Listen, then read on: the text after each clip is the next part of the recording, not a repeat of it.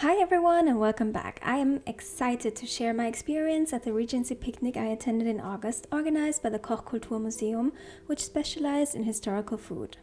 It took place in the gardens of Schloss Esterhazy in Eisenstadt, Austria.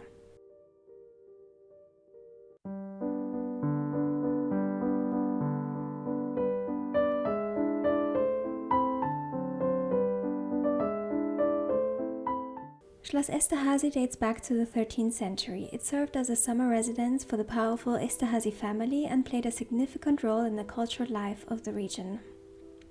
Upon arrival, we received our drinks and had a small preview of the food we would get, and I could not wait for it. It already looked so delicious. With the drinks in our hands, we picked a cozy picnic spot. There were about 25 other people and we all sat in small groups. In the background, two musicians played live music on their violins, and it truly felt like a fancy picnic. I worked on some bobbin lace and managed to make a few centimeters of lace while waiting for our food. I was famished by then. And here is your reminder to subscribe to the channel. We each received a picnic basket with a glass jar of yellow curry with rice. Curry began to gain popularity in Great Britain during the 18th century. The dish became more mainstream in the early 19th century, particularly during the Regency era.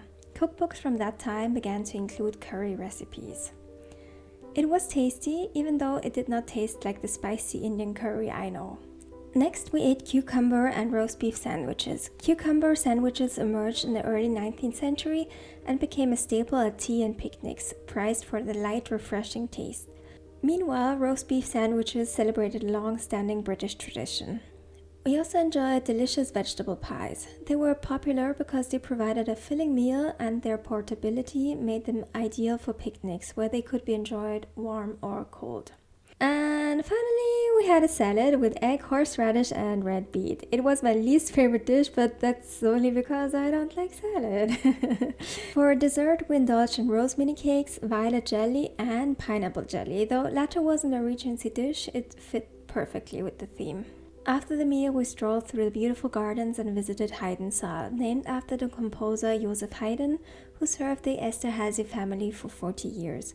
The gardens were enchanting. They were heavily influenced by the English landscape gardens.